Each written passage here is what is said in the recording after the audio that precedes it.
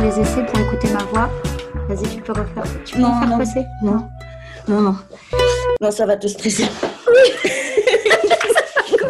Ça me met Moi, maintenant, j'ai l'habitude de m'entendre, mais ça va me faire partir en fou. Voilà. Alors, allez, c'est parti. Aujourd'hui, je souhaite commencer cette saison 2 du podcast en vous parlant de la relation avec les soignants, car c'est fondamental dans notre parcours de malade chronique d'établir une relation de qualité avec les différentes personnes que nous allons rencontrer pour nous soigner, que ce soit des soignants de la médecine classique ou des thérapeutes des médecines alternatives. Ça fait plus de 25 ans que je suis malade de la fibromyalgie. J'en ai vu vraiment beaucoup des soignants de toutes les catégories. Et je dois bien avouer que j'ai même claqué des portes et traité certains de connards. Je l'ai raconté dans mon livre de témoignages et aussi dans la saison 1 du podcast. Mais franchement, ça fait pas avancer du tout les choses quand c'est la colère qui s'invite au rendez-vous.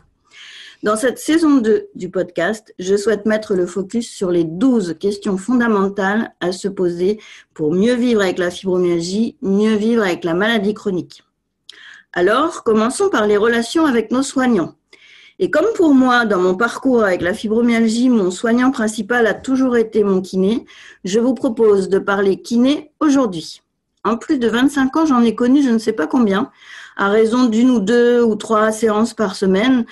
Mais par contre, ce que je sais, c'est que j'ai eu la chance d'en connaître 3 exceptionnels. Une kiné dans les débuts du démêlage de la fibromyalgie après le diagnostic. J'étais alors une boule de feu et personne ne pouvait me toucher. Mais elle a réussi à faire un travail de dingue pour dénouer les nœuds de tension, modifier la perception de la douleur, travailler sur les fibres profondes, etc. Enfin bref, c'était un vrai bordel à dénouer. Bravo et merci à toi, ma chère première kiné, qui sera toujours dans mon cœur pour cette étape très difficile, traversée ensemble avec une qualité d'attention vraiment puissante. Un autre kiné m'a proposé de faire du Uber 360, cette fameuse machine de LPG qui est comme un plateau de Freeman, informatisé et au pouvoir magique de nous faire bouger à l'insu de notre plein gré, en sollicitant des muscles et des articulations totalement inconnus au bataillon de notre volonté. Uber 360 permet de travailler en douceur, la mobilité du bassin et de la colonne vertébrale. Et du coup, la posture, l'équilibre, enfin bref.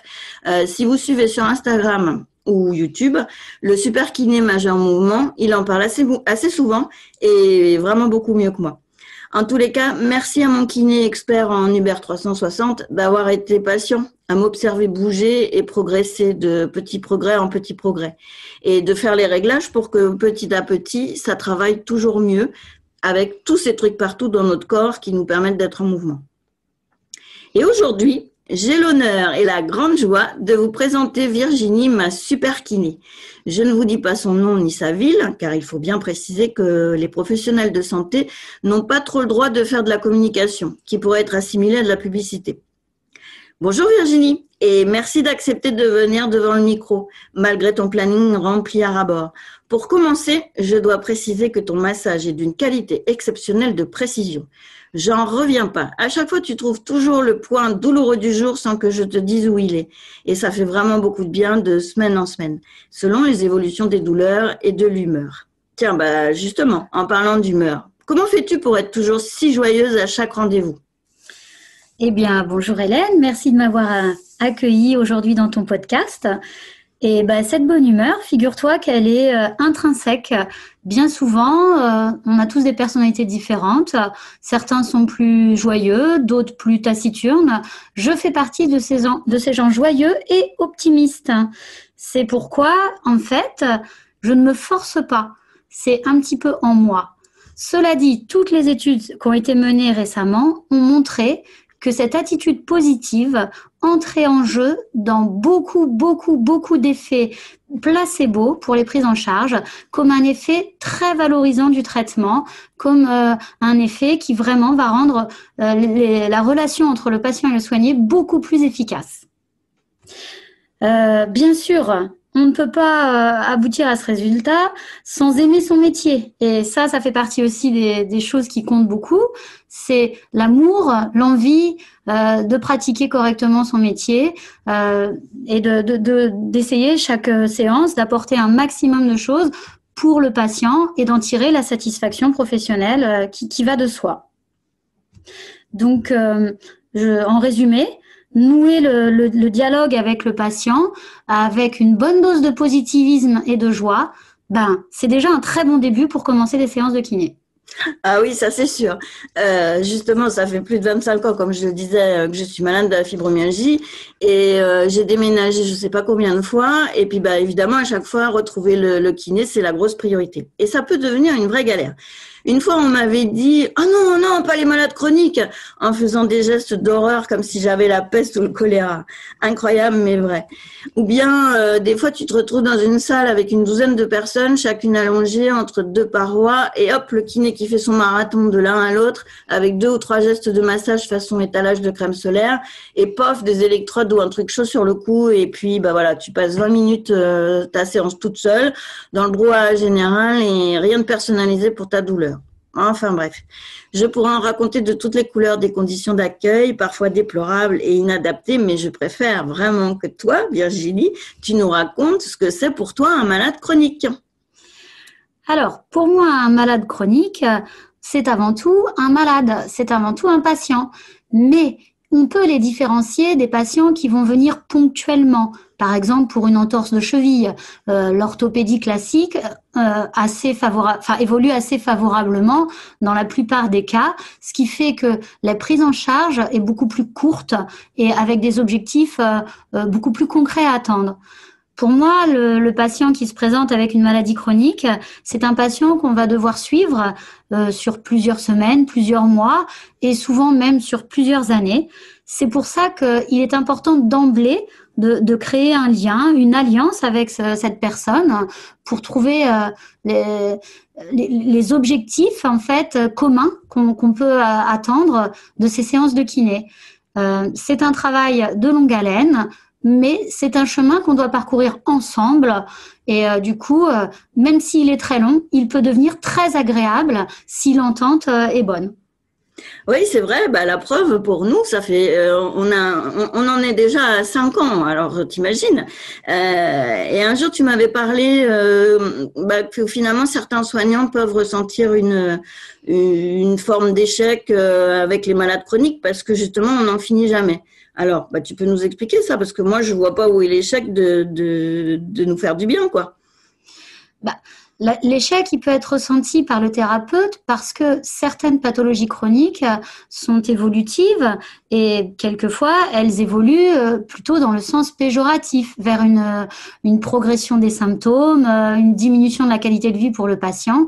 Et ça, en fait, pour le kiné, ça peut être un petit peu un sentiment d'échec. Et on n'aime pas tellement être mis en échec dans son métier, ce qui fait qu'on peut être un peu réticent à vouloir sortir de sa zone de confort et à aller vers l'échec. Je pense que c'est ce qui rebute certains kinés.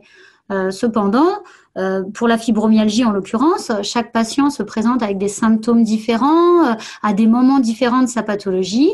Et donc, du coup, le côté intéressant de la chronicité va être dans l'évolution possible de certains de ces symptômes et dans l'accompagnement du patient qu'on va devoir avoir pour l'aider à faire son chemin, si possible, vers une amélioration. Oui, moi je le vois très bien avec le chemin qu'on a pu faire ensemble. On n'arrive pas chaque semaine dans le même état. Et je t'avais parlé quand je faisais ma certification de coach, où j'avais traité des enjeux du coaching pour les malades chroniques. Je t'avais parlé des neurosciences, où j'avais découvert cette notion de la neuroplasticité, cette étonnante capacité qu'a le cerveau à continuer à construire des nouveaux chemins neuronaux. Et puis justement, c'est ça qui nous permet d'avoir des ressorts, de pouvoir mettre en place des nouvelles choses. Mais tout ça, c'est possible à tous les âges. Et évidemment, il ne faut pas avoir trop endormi son cerveau avec des substances chimiques. Enfin bon, moi, je trouve que cette neuroplasticité, elle sert beaucoup. T'en penses quoi, toi, de ça? Alors, je pense qu'effectivement, c'est très important et je pense que c'est un point qu'on doit vraiment expliquer aux patients. C'est que les ressorts pour avoir une capacité de résilience, qui est un mot très à la mode, mais ça veut dire la résilience, pouvoir affronter quelquefois une nouvelle donne à cause de la maladie et tout ça. Les ressorts sont intrinsèques aux patients. Quelquefois, il faut l'aider à les trouver. Quelquefois, il y arrive tout seul. Mais c'est ça qui peut vraiment devenir très intéressant dans l'alliance thérapeutique, c'est de voir à quel point le patient va trouver en lui la capacité à devenir un acteur direct de son traitement et non plus être passif dans ses prises en charge. Et c'est aussi ça qui est vraiment très intéressant pour le soignant, c'est de ne plus exercer son métier en fonction des techniques qu'on nous a apprises et tout ça, mais bien d'exercer un petit peu son métier en s'adaptant un petit peu au patient et en s'adaptant surtout aux objectifs du patient, recentrer nos prises en charge sur le patient et déterminons ensemble, les patients et les soignants, des objectifs thérapeutiques qu'on atteint ensemble. Sans cette neuroplasticité, il est impossible d'atteindre de nouveaux objectifs. Le patient ou même le thérapeute reste figé dans ses croyances, ses convictions, sans jamais aller au-delà et donc innover, trouver de nouvelles façons de vivre ou de nouvelles façons de se prendre en charge. Et oui, c'est vrai que du côté patient, il faut se bouger le cul, comme je dis de façon résumée. Mais finalement, pour le kiné, c'est un peu pareil parce que, et notamment pour la fibromyalgie, comment tu fais toi pour actualiser tes connaissances et tes pratiques? Parce que bon, je voudrais pas divulguer un secret d'État, mais t'es diplômée depuis 1996, ça date un peu. Alors comment tu fais pour te tenir au courant? Alors, effectivement, se tenir à jour dans ses connaissances, c'est vraiment quelque chose de primordial. Normalement, on le fait tous. Nous, les kinés, nous avons beaucoup d'organismes de formation qui nous aident à nous tenir à jour. Il y a même des financements qui existent pour qu'on puisse effectivement actualiser nos connaissances. Pour la pathologie de la fibromyalgie, c'est très important car c'est une pathologie qui a été encore peu explorée, encore très mal comprise. Mais quand même, les scientifiques se penchent dessus. Il y a donc des nouveautés. Et sous l'éclairage de ces nouvelles publications qui mettent en évidence des choses vraiment réelles, on peut se rendre compte que les pathologies et aussi leur prise en charge doivent évoluer. Donc, il est évident que on doit se tenir informé aussi par ce qu'on peut lire dans les publications scientifiques. Il faut avoir la curiosité aussi d'aller aussi à la rencontre d'autres kinés. Moi, je travaille dans un cabinet où nous sommes 4, on échange beaucoup ensemble, mais j'ai aussi gardé des connaissances tout au long de mon parcours professionnel.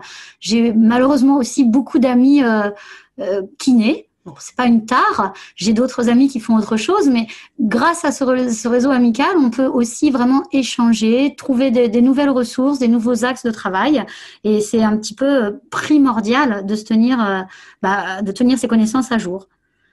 D'ailleurs, mon petit doigt me dit que tu vas bientôt retourner à l'école, mais je crois que c'est top secret pour l'instant.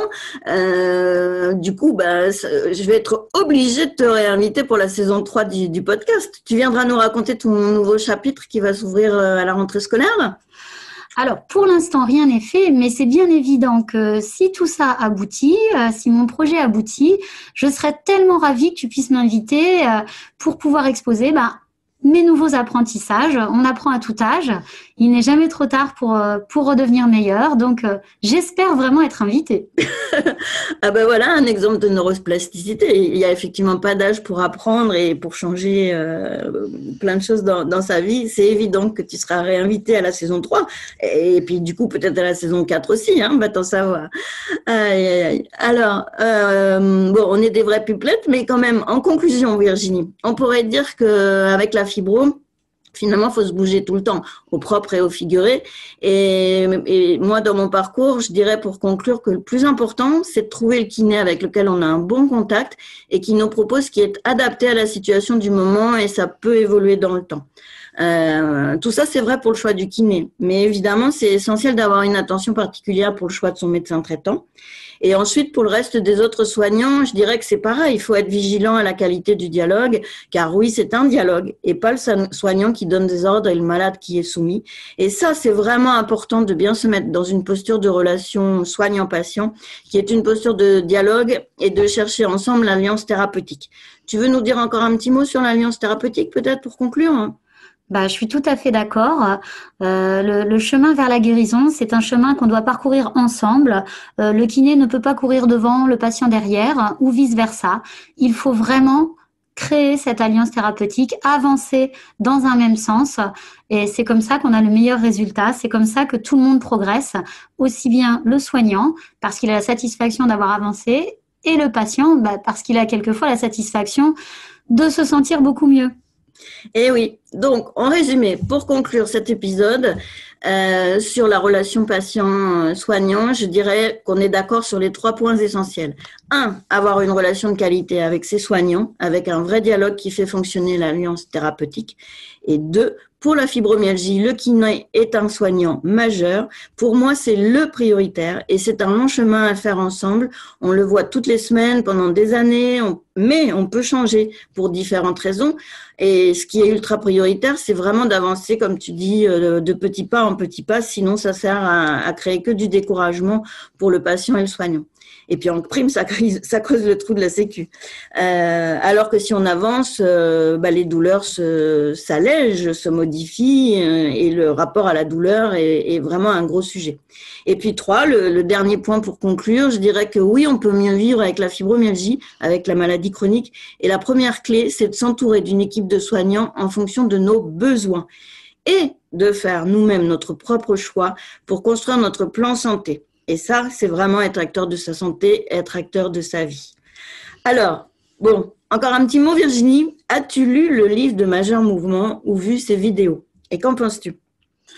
Alors, bien que je sois peut-être un petit peu plus jeune que toi, Hélène, je suis très en arrière sur la technologie et malheureusement, je ne suis pas tellement sur les réseaux sociaux.